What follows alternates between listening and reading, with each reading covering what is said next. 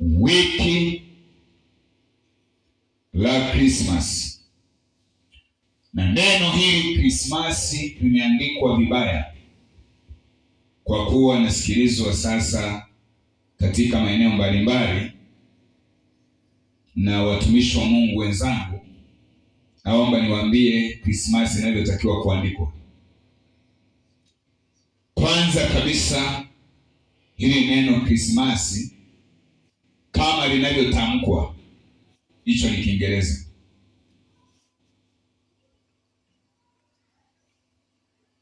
Kwa hiyo inaandikwa Christ kwa maana ya Kristo,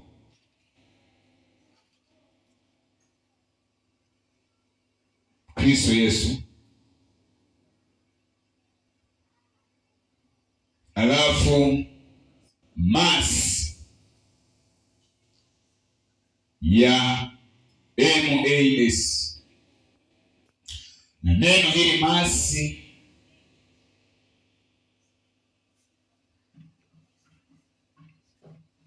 katika lugha ya kujifunza tunapoligawa Christ na Mass, katika lugha ya kujifunza unaandika double S. Mass ya double S inamaanisha misa, ni neno la Kilatini, na Mass ya S moja inamaanisha umati. Kwa hiyo hii ni ibada ya Kristo na sio umati wa Kristo. Sasa kwa kuwa neno lenyewe ni double S, tunapoliandika kuliunganisha kwenye Christ pale, huwezi kuongeza tena S, kwa sababu Mass ni mkubwa ya double S na Mass ya S moja ni mdogo. Kwa hiyo huwezi kumalizia herufi kubwa mwishoni. Ndiyo maana katika kuandikwa kwa pamoja Christmas lina S moja, lakini katika kujifunza tunapoligawa linakuwa na double S.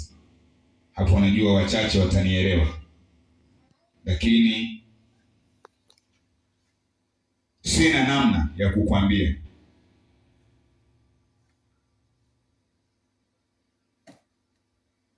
Kuna Mass ya ibada double S na kuna Mass ya umati S moja.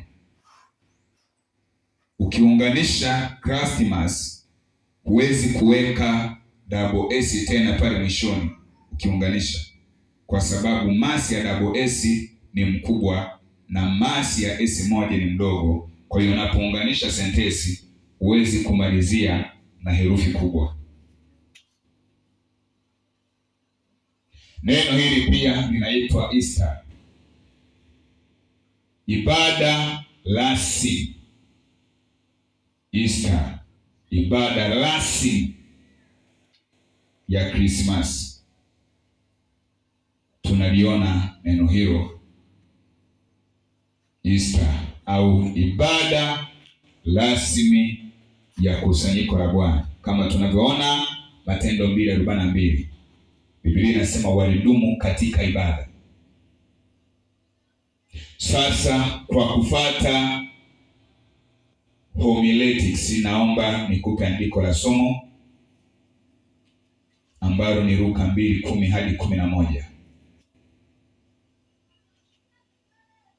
Andiko la somo wiki la Krismasi, andiko la somo Luka 2:10 hadi 11. Biblia inasema malaika akawaambia, msiogope, na waambie wachungaji wa kondeni waliolinda kundi lao kwa zamu usiku, kama tunavyosoma mstari wa 8.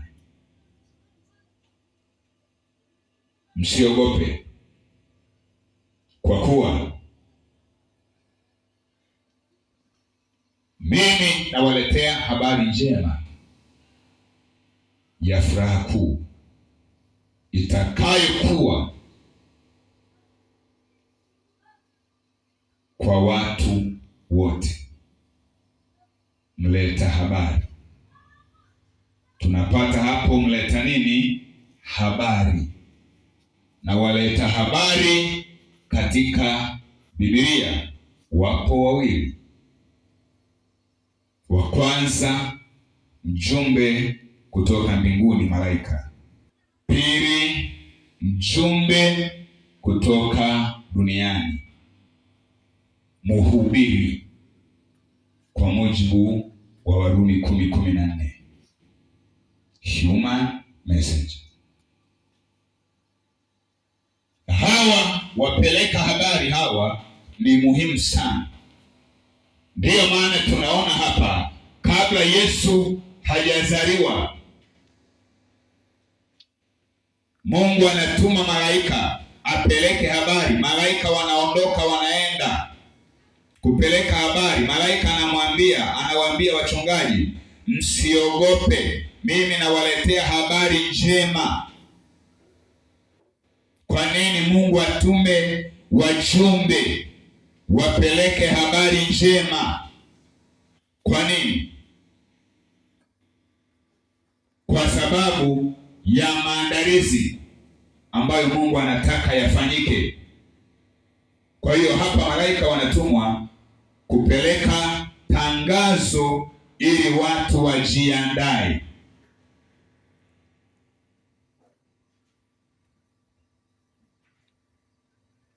Sasa tunapoingia katika wiki hili la Krismasi, tutaenda na mambo manne.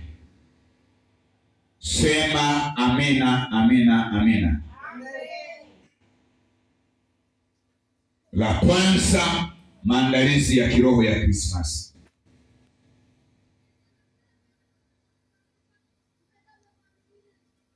Na hapa tuna mambo matatu ya kuandaa. Kwa lugha rahisi kabisa tunayapata Warumi 10:13 hadi 15. Mambo yote hayo matatu.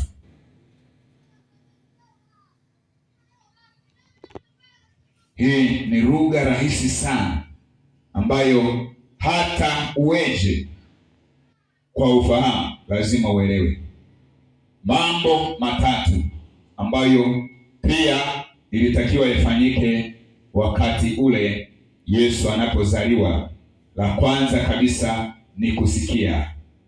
Warumi 10:13 hadi 15. Mungu anataka usikie. Kusikia ni maandalizi. Anataka usikie.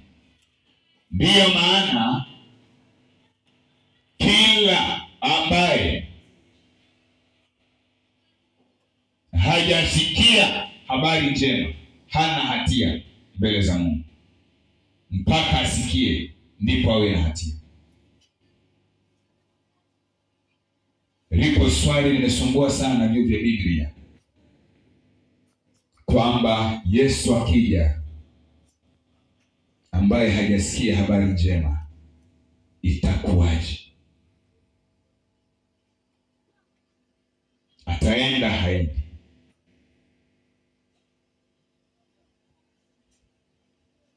Ruhusa ya mtu kwenda mbinguni ni ndani. Kama huna hatia ndani yako, mbinguni unaingia.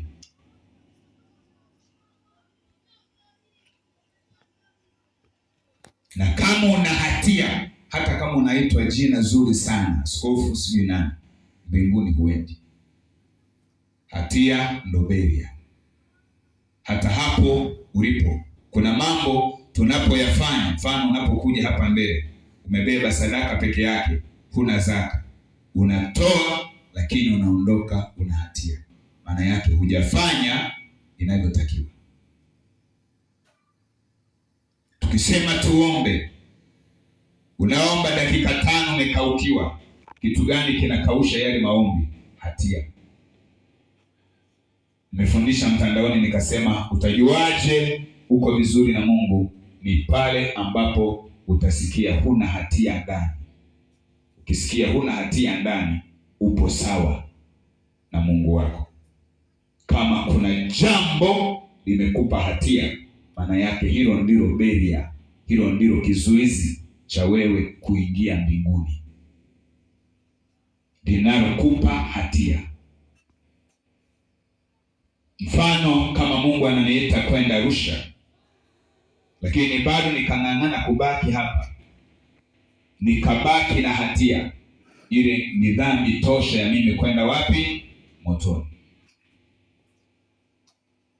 Kama Mungu ameniambia nimpe mtu koti hili, nikakataa kumpa, hatia ikabaki, nimeacha dhambi zote, hatia ya hili koti kumpa mtu ni kizuizi cha mimi kwenda mbinguni. Ndio maana Biblia inasema wazi kwamba mioyo yetu isipotuhukumu, tuna nini kwa Mungu? Ujasiri. Mioyo isipotuhukumu. Lakini kituhukumu, hatuna ujasiri kwa Mungu. Na leo watu tulio nao ni watu wenye hatia, asilimia kubwa.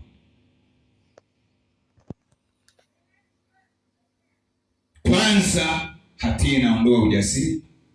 Pili, hatia inafunga fahamu, yaani unabaki ni mtu ambaye kile ambacho unatakiwa kufanya hukifanyi na huoni shida. Huoni shida yote. Na ukishafika hapo, ndicho kitu kinachoitwa umekufa kiroho. Umetengana na Mungu. Huna wa kukushitua, huna wa kukwambia rekebisha. Dhamiri imekufa kabisa. Hali hiyo, hata hubiri nani hutasikia bado. Hutasikia hata atoke mtu kwa wafu. Kwa hiyo ogopa sana kama unasikia hatia na bado hurekebishi hicho unachosikia hatia.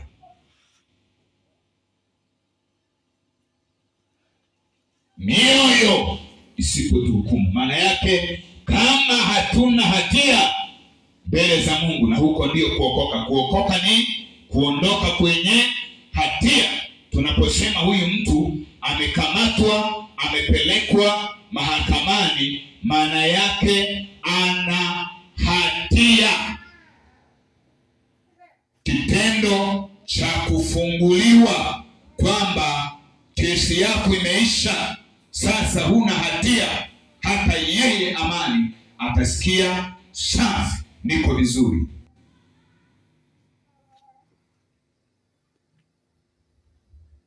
Mambo mangapi ambayo yamekupa hatia?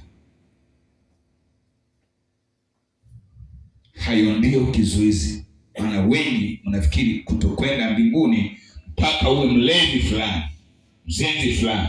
Yote hayo unaweza ukawa umeacha, lakini kuna vitu vya muhimu ambavyo ni wajibu wako kuvitekeleza, lakini kwa kuto kuvifanya vinakutengenezea hatia, na ukiwa na hatia ni beria kwenda kwa Mungu, ni ukuta, ni kizuizi.